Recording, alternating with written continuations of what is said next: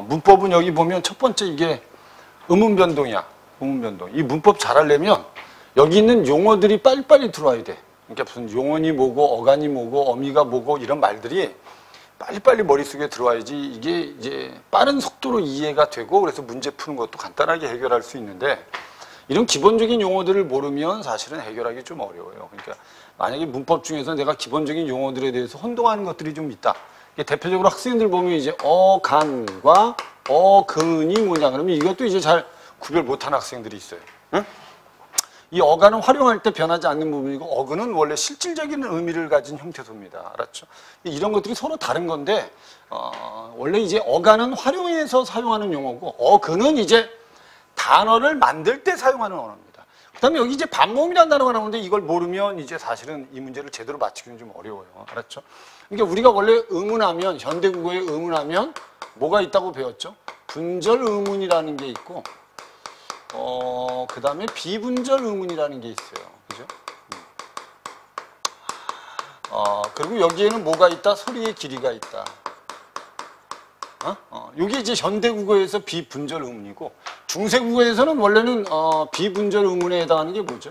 이게 이제 15번 문제하고 관련된 건데 중세국어에서는 성조라는 게 있죠. 성조.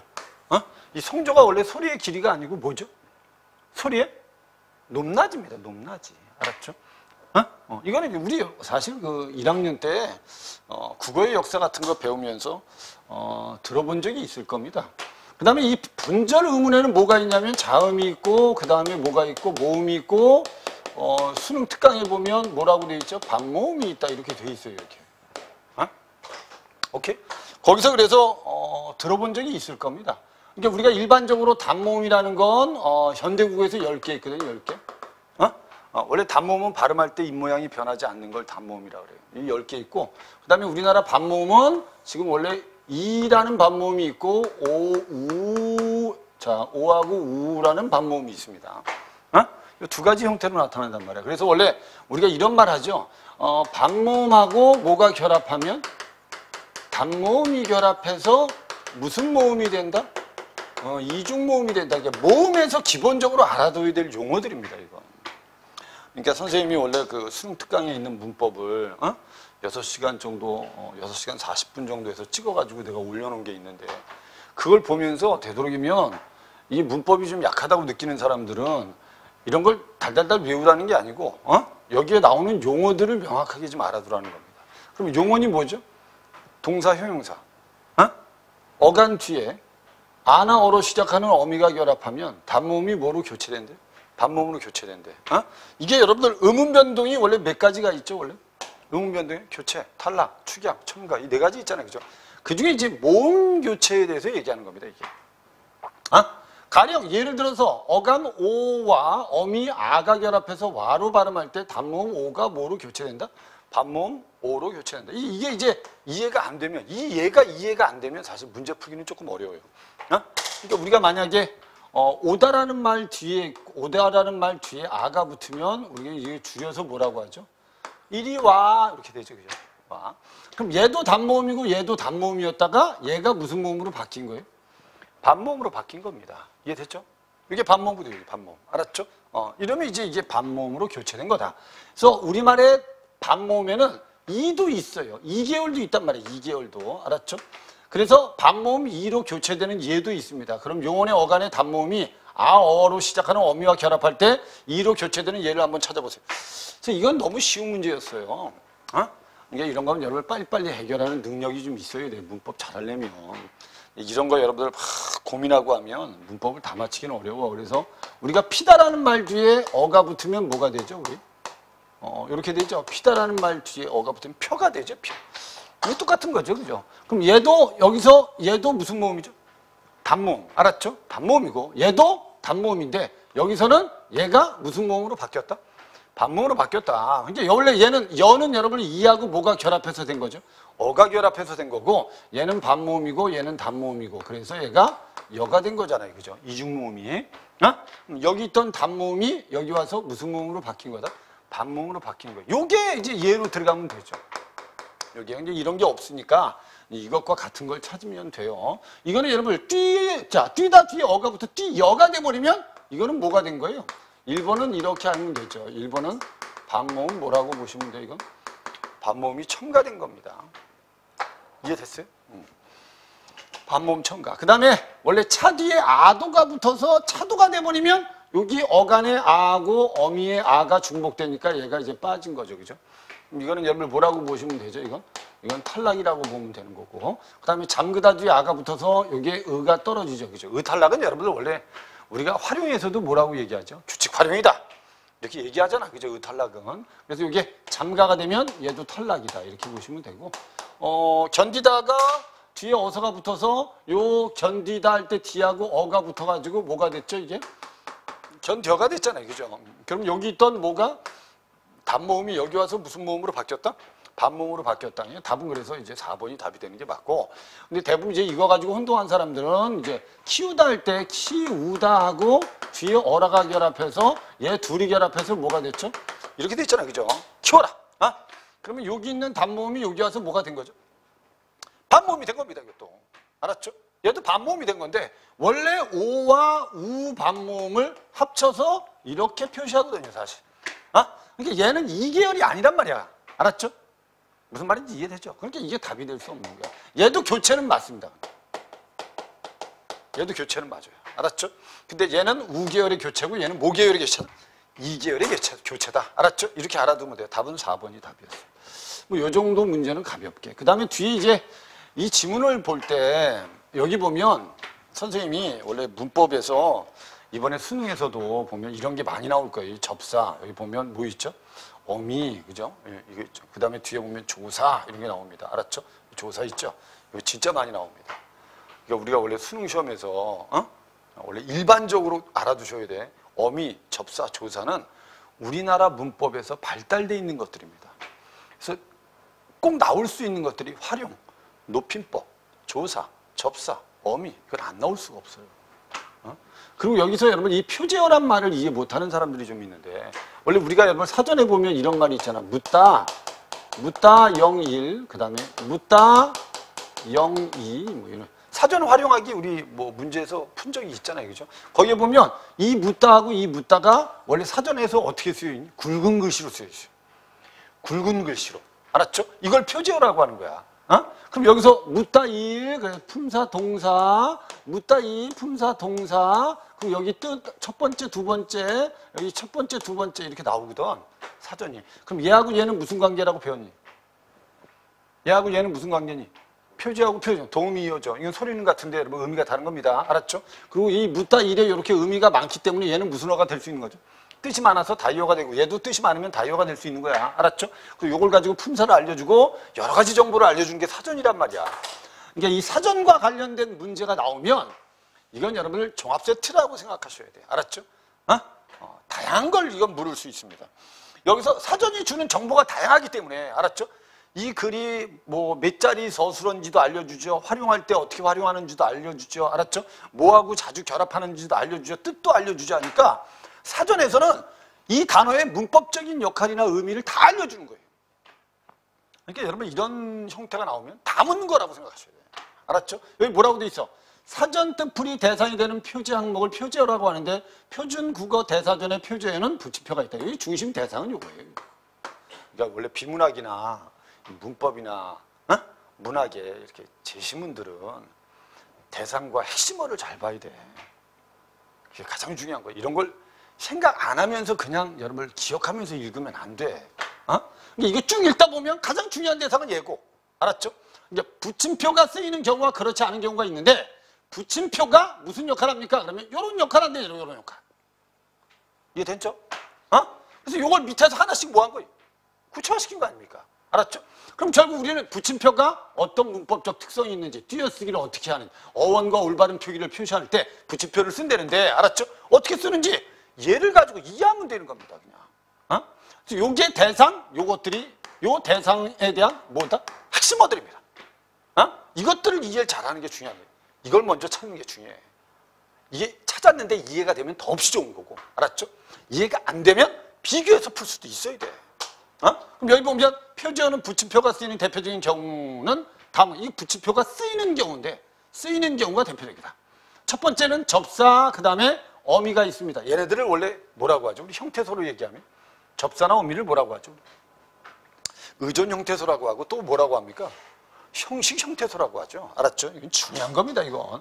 그래서 접사와 어미처럼 자립적으로 쓰이지 않는 의존 형태소는 있는데 언제나 다른 말과 결합해야만 쓰이는 표제어는 다른 말과 결합하는 부분에 붙임표를 씁니다. 그래서 접사, 질, 이건 이해했죠? 질이 있는데 이 질 앞에 붙임표를 붙이고 어미 앞에도 이렇게 붙임표를 붙여준다는 거야. 어? 그럼 우리 이 붙임표를 보면 얘네 둘이 뭐라는 걸 알 수 있어요. 얘는 접사구나. 얘는 뭐다? 어미구나. 이렇게 알 수 있다는 거야. 그러니까 사전에 이렇게 실려 있는 거예요. 이렇게. 사전에. 알았죠? 그러니까 우리가 사전에 보면 맨 하고 붙임표 이렇게 붙이면 알았죠? 얘가 뭐라는 걸 알아야 돼요. 사전 보고 요걸. 아, 얘가 접사다. 접사 중에서도 어근 앞에 붙는 무슨 사다? 접수사다. 이런 걸 알려주는 게 붙임표라는 거야. 그러니까 붙임표는 이렇게 문법적 특성을 알려준다는 거야. 알았죠?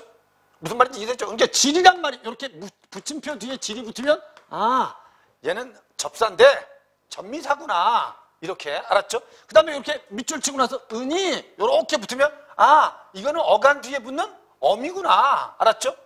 사전에 근데 얘는 이렇게 실려 있다는 게 굵은 글씨로 표제어로. 그럼 요 붙임표를 보면 얘네들이 접사인지 어미인지 알 수 있어요, 없어요? 붙임표를 보면 얘가 접사인지 어미인지 알 수 있다, 없다? 있다는 거지. 그래서 이 붙임표가 이런 기능도 하는 거예요. 이해된 거죠? 문법적 특성도 갖는 겁니다. 다만 됐죠? 조사도 여러분 얘네들처럼 무슨 형태소입니까?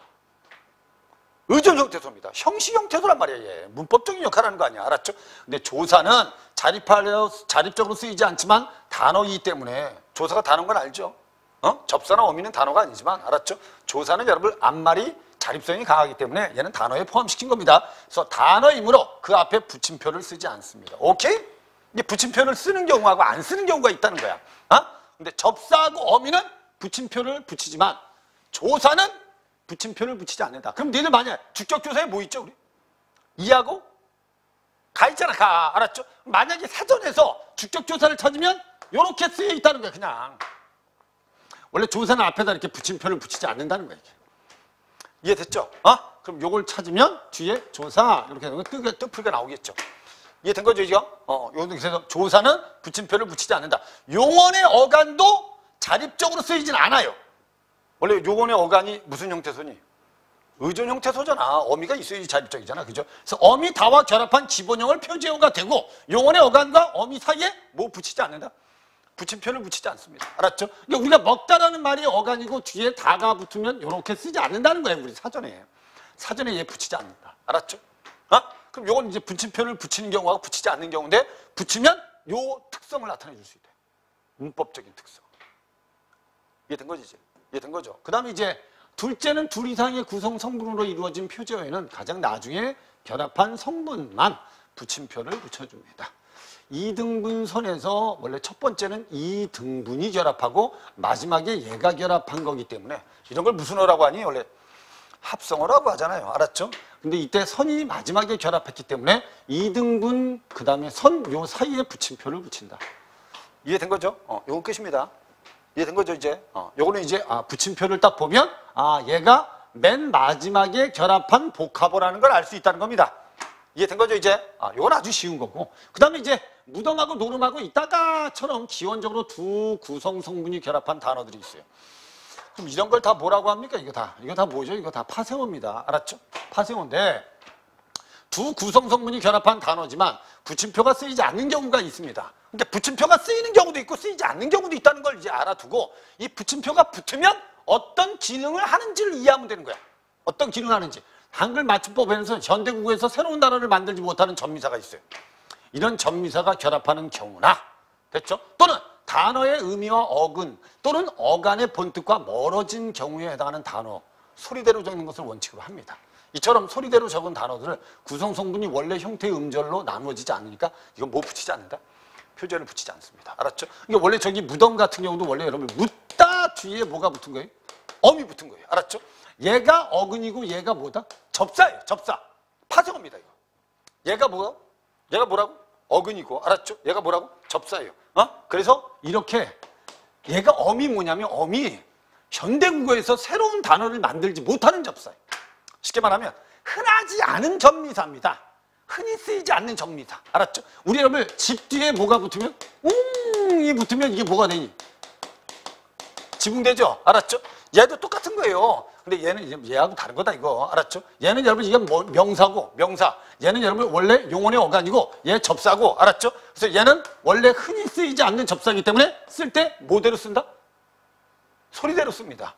원형을 밝혀 쓰지 않고. 알았죠? 소리대로 쓰는 건데 무덤도 똑같단 말이야. 무덤도. 그럼 이런 경우에 무덤이라고 쓰고 결국 여기에는 뭐를 붙이지 않는다는 거예요. 표제어에 붙임표를 붙이지 않는다는 거야. 이해된 거죠? 그럼 내가 하나 물어볼게. 요 무덤과 묻다 있어요. 묻다. 묻다가 있는데 이때 묻과 이때 무슨 의미가 같은 거예요? 다른 거예요? 이때 묻과 이때 무슨 의미가 같은 거예요? 다른 거예요? 의미가 같은 거지. 이건 의미가 같은 겁니다. 이거. 알았죠? 원래 묻다에서 온 말입니다. 이거. 묻다에서 온 말인데 알았죠? 이게 흔히 쓰이지 않는 현대어에서 단어를 만들지 못하는 접미사이기 때문에 그냥 뭐대로 쓴 거다? 소리대로 쓴 겁니다. 이 순서대로 이해를 좀 하셔야 돼요. 이해됐죠? 근데 어떤 건 이런 것도 있다. 단어의 의미가 어근이나 어간의 본뜻에서 뭐한 것도 있다? 멀어진 것도 있다. 이 뜻입니다. 그게 바로 얘라는 거예요. 그러니까 우리가 노름이는 나 봐봐. 노름은 놀다 뒤에 뭐가 붙은 거니? 음이 붙은 거예요. 놀다 뒤에 얘가 뭐죠? 얘가 접사입니다. 접사. 알았죠? 접사인데 이 놀이 놀다의 놀다의 놀과 의미가 다르다는 거지. 이건. 이 놀다는 여러분 우리가 즐기다 안 돼. 알았죠? 여기서 놀다라는 건 여러분 노름할 때는 여러분 내기를 하는 거거든. 이건 여러분 얘 의미하고 얘 의미가 다르다는 거야. 그래서 얘도 소리대로 그냥 써요. 이렇게. 소리대로 쓰는데 오케이?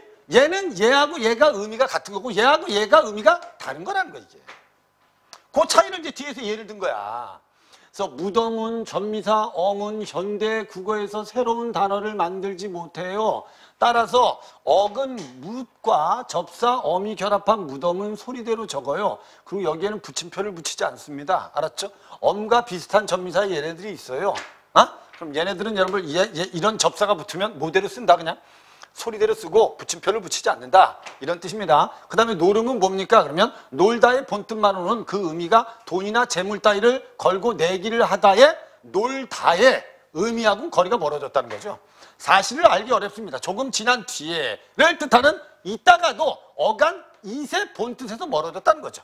그럼 이런 것들은 그냥 뭐대로 쓴다? 소리대로 씁니다. 단지 뭐는 붙이지 않는다. 붙임표는 붙이지 않습니다. 이렇게 된 거야 이게. 그러니까 이게 붙임표를 붙이는 경우도 있고 알았죠? 붙이지 않는 경우를 설명하고 있는 거야. 그럼 붙였을 때 붙임표가 어떤 역할을 하는지를 설명한 글입니다. 그럼 이걸 가지고 여러분 뒤에 12번 문제를 보여. 이건 아주 쉬운 문제였어. 이거는 쉬운 문제였어. 그러니까 대부분 학생들이 이 문제는 기본을 알고 있다면 오답은 하지는 않았을 거야. 여기 뭐라고 되어 있죠? 맨발에서 분석되는 접두사의 뜻풀이를 표지어 맨이라고 하면 얘가 뭐죠? 뭐라는 걸 알 수 있니?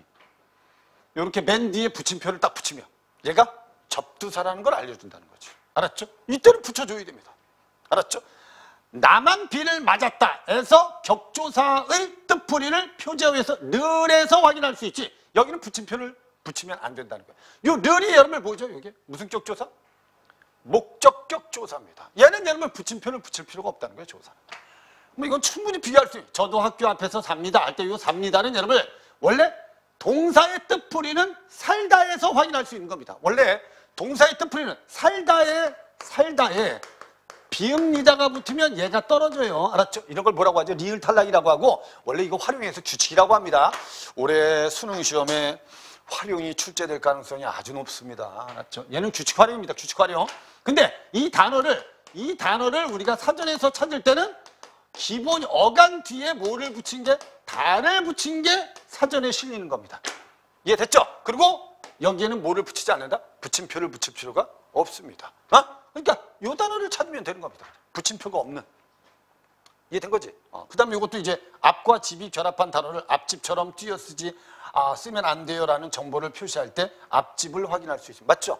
여러분 이거 당연히 붙여 써야 된다는 소리입니다. 이해된 거죠? 이게 붙임표가 하는 역할입니다. 근데 논뚝길에서 원래 논뚝 다음에 길이 결합한 거 아니야. 알았죠? 이걸 무슨 어라고 하죠, 원래? 합성어라고 합니다. 논뚝도 무슨 어니? 합성어잖아. 알았죠? 그럼 논뚝길은 여러분 몇 개의 성분으로 돼 있는 거니? 논, 뚝, 그 다음에 길. 세 개의 어근으로 돼 있는 게 세 개의 어근으로. 근데 얘가 먼저 결합하고 나중에 얘가 결합했다는 거지. 그럼 이걸 붙임표를 붙일 때 다 붙이는 게 아니고, 요 끝에만 이렇게 붙여줘야지. 알았죠? 무슨 말인지 이해되죠? 얘가 먼저 결합한 다음에 얘가 결합했으니까 논뚝, 그 다음에 길 해서 여기에만 붙임표를 붙여야 된다. 답은 그래서 5번이 답이다. 됐지? 이해된 거죠? 그 다음에 이제 13번 문제는 이건 좀 쉬운 문제인데 학생들이 좀 너무 깊이 생각해서 오답하는 경우도 좀 있습니다. 자, 한번 쉽게 봅시다. 여기 보면 첫 번째, 조차, 자주, 차마, 부터가 쓰인 문장과 이 단어들의 뭐를 나타내는 단어를 어원을 나타내는 용언이라고 돼 있잖아. 그럼 밑에 있는 단어들이 얘 어원을 나타내는 용언들입니다. 알았죠?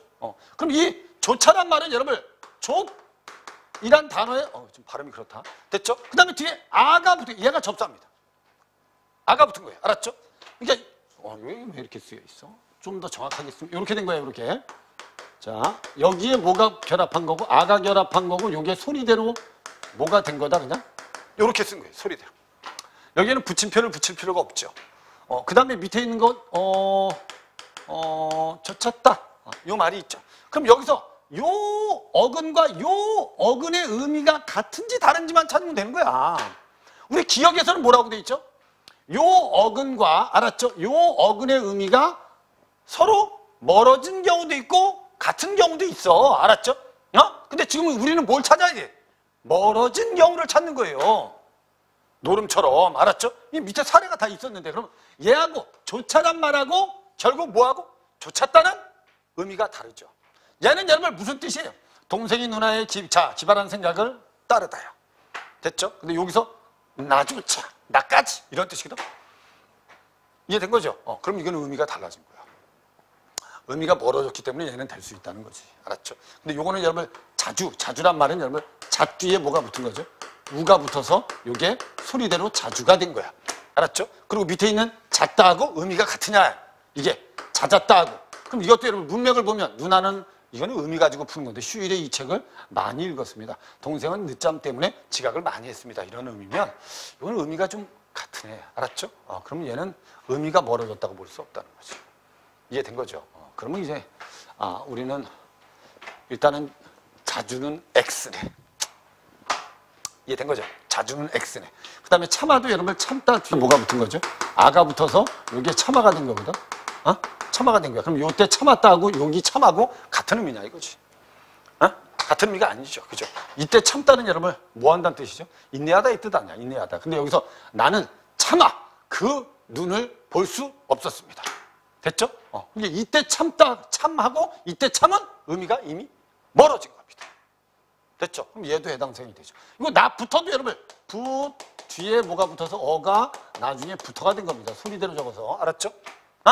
근데 여기 있는 붙다하고 의미가 같으냐 이거지. 다르죠. 그죠? 이해된 거죠? 뭔 소리인지 이해되죠? 답은 그래서 4번이 답이다. 이렇게 풀면 되는 겁니다. 이렇게 이해하시면 돼요. 그 다음에 이제 14번 문제는 이걸 뭘 묻는 문제냐면 이렇게 보시면 돼요. 이렇게. 이거는 단어하고 품사하고 문장 성분을 아느냐 모르느냐를 묻는 겁니다. 의외로 3학년들이 여기에 오답이 좀 높습니다. 그럼 여기 보면 봐봐. 품사는 다양한 방식을 통해서 문장 성분이 되고 품사가 어떻게 문장 성분이 되는지를 밑주춤 부분을 중심으로 해서 한번 알아보줘요. 알았죠? 빵을 할 때 이게 무슨 사죠?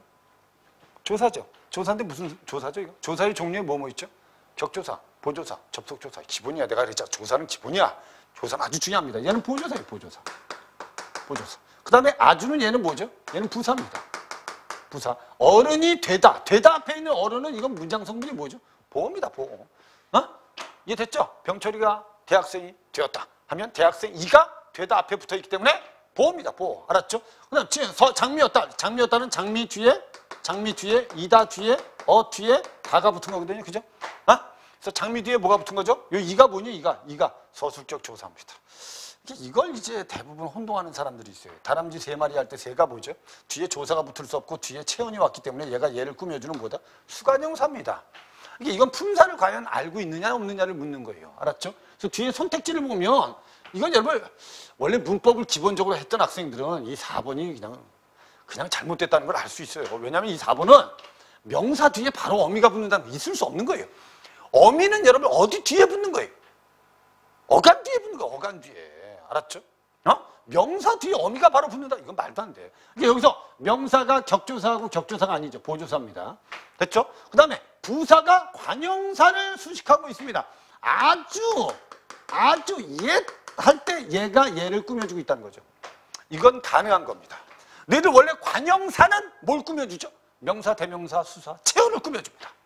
알았죠? 부사는 뭘 꾸며줍니까? 부사는 원래는 동사나 형용사를 꾸며주는 게 일반적입니다. 알았죠? 근데 부사가 관형사를 꾸밀 때도 있고 뭘 꾸밀 때도 있어요? 부사를 꾸밀 때도 있습니다. 그러니까 우리가 아주 빨리 해 라고 하면 얘가 얘를 꾸밀 수도 있고요. 아주 새 옷이야 할 때 얘가 얘를 꾸밀 수도 있습니다. 그러니까 부사는 여러분 이렇게 부사를 꾸밀 수도 있고 부사가 뭐를 꾸밀 수도 있다? 관형사를 꾸밀 수도 있습니다. 이게 문제가 될 게 없는 겁니다. 얘는. 맞죠? 이 정도만 여러분들이 이해하시면 될 거예요. 그 다음에 이제 명사가 조사와 결합 없이 맞아요. 이건 맞는데 주어가 된 게 아니고 뭐가 됐다고 해야 돼요. 보호가 됐다고 해야 됩니다. 보호가 되다 앞에 어른은 보호입니다. 그 다음에 명사가 어미와 결합했다. 이건 틀린 거고. 알았죠? 서술격 조사하고 결합한 겁니다. 그 다음에 수사가 명사를 수식. 이게 말도 안 되는 거야. 알았죠? 이 수사가 아니고 얘는 뭐다? 무슨 사? 관형사. 알았죠? 얘가 명사를 수식한 거다. 이래서 이제 우리가 관용어가 됐다고 설명하면 된다. 2번이 답이다. 그 다음에 이번에 이게 나온 게 이 세종어제 훈민정음이 나왔는데 이거는 선생님 부탁인데 15번 문제는 이게 이제 원래 우리가 중세국어를 공부할 때 가장 기본이 되는 지문인데 선생님 봐. 이거 공부할 때 이렇게 정리해야 되거든. 원래 의문은 어떤 특징이 있고 표기에는 어떤 특징이 있고 문법에는 어떤 특징이 있고 어휘에는 어떤 특징이 있는지 중세국어의 특징을 정리할 때 이렇게 정리하는 거야. 그러면 우리가 현대국어에 없는 의문들이 있네. 알았죠? 아래 아도 있고 순경은 비읍도 있고 쌍 이응도 있고 여린 시읒도 있네. 이런 식으로. 여기 보면 있잖아. 이거 현대국어에 없는 것들 아니야. 이해된 거죠? 이런 것들을 너희들이 여기서 원래는 찾아내서 현대어 풀이하고 비교만 하면 돼요. 그럼 우리가 여러분 나란 말싸미 하면 현대어 풀이가 뭐라고 돼 있죠? 우리나라의 말이 이렇게 돼 있잖아. 그럼 이걸 가지고 우리가 여러분 나란 말싸미 할 때 요 시옷은 우리나라의라고 해서 현대국어의 의로 쓰였으니까 얘는 무슨 격조사로 쓰였다? 관형격 조사네. 알았죠? 요렇게. 그 다음에 말싸미가 말이라고 되어 있으니까 이 말싸미는 말쌈 뒤에 뭐가 붙었다? 이가 붙었으니까 얘가 무슨 조사다? 주격 조사네. 요렇게. 그러니까 이런 식으로 현대어하고 비교해서 현대 문법을 그냥 적용하면 됩니다. 중세국어는. 그러니까 현대 문법을 잘 알고 있는 학생들은 중세국어 문법을 별로 어렵게 생각 안 해요. 근데 이제 중세국어만 가지고 있는 특징들이 좀 있잖아. 조사가 좀 발달돼 있어서 관형격 조사도 많고 주격 조사도 현대국어하고 다르고 목적격 조사도 좀 다양하고 알았죠? 명사의 어미도 다르고 접사도 좀 다르고 알았죠? 이런 형태들 때문에 이제 우리가 그런 걸 따로 좀 공부를 하는 것뿐입니다. 여기서 이건 충분히 현대어 풀이하고 비교해서 선택지만 비교하면 됩니다. 선택지만. 알았죠? 이건 이제 비교할 때 이렇게 보면 돼. 여기서 보면 우리가 말쌈이라고 하면 얘는 원래 현대어 풀이가 말이가 돼 있고 얘는 원래 말쌈 뒤에 뭐가 붙은 거죠? 말쌈 뒤에 이가 붙은 거고 얘가 명사고 얘가 조사죠. 주격 조사죠. 근데 이거 쓸 때 이렇게 썼다는 것 자체가 무슨 적기 한 거죠? 말쌈이 이렇게 한 건 이어 적기 한 거죠. 이게 이제 중세국 국어의 표기의 특징 아닙니까? 표기상의 특징. 그 다음에 홀 배는 현대어 풀이가 하는 바가 이렇게 돼 있으면 요 배를 우리가 분석할 때 바 뒤에 뭐가 붙은 거죠? 이가 붙은 거죠. 그럼 얘가 무슨 격조사로 쓰인 거다? 주격조사로 쓰인 거다. 알았죠? 그럼 1번 선택지에 말싸미의 요 이와 알았죠? 바 뒤에 요 이가 서로 쓰인 주격조사는 동일한 형태는 아닙니다. 그러니까 우리가 이걸 자음 뒤에는 뭘 쓰고 주격조사 이를 쓰죠. 모음 뒤에는 뭐를 쓰죠? 이를 쓰죠. 이 모음 뒤에는 여러분 뭐 한다? 제로주격이라고 하죠. 생략을 합니다. 이건 여러분 우리가 많이 들어봤던 거 아닙니까? 많이. 그러니까 우리가 뭐 공자가라고 하면 공자 뒤에 뭐가 붙어야 돼? 얘가 붙어야죠, 그죠? 얘가 붙어야 됩니다. 근데 여기도 나오죠. 놈이라고 하면 놈 뒤에는 뭐가? 얘가 자음이니까 뭐가 붙어야 돼? 이가 붙어야죠, 그죠? 근데 우리 여러분 용비어천가에 불휘라고 하면 여기 이 모음이 있기 때문에 여기는 주격조사가 뭐 된다? 생략된다. 주격조사는 이렇게 배운 적이 있습니다. 그러니까 이건 동일하다고 생각하면 안 되죠, 그죠? 그러니까 여기서 사용된 주격조사는 이고, 알았죠? 여기에서 사용된 주격조사는 이다. 이건 다른 겁니다. 알았죠? 이건 틀린 겁니다. 한이라는 여러분 이게 현대어풀이가 뭐 하다고 돼 있죠? 많으니라 이렇게 돼 있어요. 많다. 많다면 여러분 품사가 뭡니까 이거? 많다면 품사가 뭡니까? 형용사죠. 많다면. 근데 우리 현대국어의 하다는 동사죠. 동사죠. 이게 품사가 이건 동일할 수가 없어요. 됐죠? 이렇게 풀면 되는 겁니다. 그 다음에 이를과 세로에는 동일한 강약을 표시하는 방점이 붙은 거 맞아요. 방점이. 이제 이걸 중세국어에서 우리가 방점을 붙이는 이유는 뭘 표현하기 위해서면 성조를 표현하기 위해서인데 성조는 강약이 아니고 뭐다? 소리의 높낮이를 표현하는 겁니다. 그럼 이 단어가 틀린 거라는 걸 알아야 돼요. 그 다음에 이게 하여금이라고 돼 있고 이건 편안하게 하고자라고 돼 있어요. 현대풀이가. 알았죠? 근데 우리 편안하게 하고자, 개하다가 붙다. 또는 하여금 이런 단어가 붙으면 이거는 피동이 아니고 뭐라고 봐야 돼요? 개하다가 붙으면 사동이라고 봐야죠. 알았죠? 이게 틀린 겁니다. 이거. 됐죠? 그래서 답이 5번밖에 없는 겁니다. 이 5번을 제대로 분석해서 알고 있는 학생들도 그리 많지는 않을 거예요. 알았죠? 답은 5번인데 왜 5번이냐면 이렇게 된 거예요. 우리가 쓰다 뒤에 어가 붙으면 어떻게 되죠? 우리가? 써가 돼서 뭐가 떨어지죠? 이게 떨어지죠. 그죠? 의탈락 알죠? 의탈락 알죠? 현대국어에도 의탈락이 있었어요. 중세국어에도 의탈락이 있었어요. 중세국어에도 여러분 쓰다 뒤에 음이라는 요게 명사형 어미인데 얘가 음성이기 때문에 얘가 음성 모음이 나온 겁니다. 이게 모음조화입니다. 모음조화. 알았죠? 그 다음에 뒤에 뭐가 온 거죠? 애가 온 겁니다. 조사가. 근데 이렇게 모음으로 시작하는 어미가 오니까 얘가 탈락한 겁니다. 탈락. 알았죠? 그래서 결국은 줄이면 어떻게 되죠? 뿌쏨. 이렇게 결합한 거고 요걸 이어적기 하면 어떻게 되는 거죠? 뿌쏨에 이렇게 되는 겁니다. 옛날에 얘를 뭐라고 하지? 얘를 뭐라고 한다? 얘를 명사형 어미라고 합니다. 알았죠? 명사형 어미에는 얘만 있었던 게 아니야. 원래 양성모음에는 또 오음이 있었어요. 사랑하다 뒤에는 뭐가 왔을까? 사랑하다 뒤에는 뭐가 왔을까? 여기 양성모음이면 당연히 뭐가 와? 여기 왔었어요. 여기. 무슨 말인지 이해되죠? 원래는 중세국어는 이렇게 쓰지 않지. 이렇게 쓰지 않지. 원래 중세국어는 이렇게 써요. 이렇게. 뒤에 뭐가 왔을까? 그럼? 뒤에는 뭐가 왔어? 오미. 그럼 이거 떨어져. 알았죠? 그러면 사랑 홈 이렇게 쓰죠. 결합해서 사랑 홈 이렇게. 알았죠? 얘는 양성, 얘도 양성 모음조화. 얘 음성, 얘 음성 모음조화. 이렇게 된 거야 이게. 그래서 원래 수매에는 사용하다라는 의미를 지닌 동사 쓰다가 쓰였습니다가 맞는 말입니다. 이해된 거죠? 단지 명사형 어미가 결합할 때 뭐가 떨어진 거다? 의가 탈락한 거다. 이렇게만 좀 알고 있습니다. 답이 그래서 5번이 답이다. 여기까지 하고 여기까지. 문법은 잘 봐. 여기까지 하고 선생님이 한 가지 부탁하니 문법이 내가 이번에 풀었는데 한 문제라도 틀렸으면 내가 뭐가 부족해서 틀렸는지를 파악을 하는 게 중요해요. 이 문법은 짧은 시간 안에 마무리를 지을 수 있는 거야. 그리고 선생님이 수험생들한테는 이렇게 이 문법을 잘하는 학생들이 특히 여러분들 문장 성분을 잘하는 학생들이 이걸 잘해. 사실. 문장 독해를 잘합니다.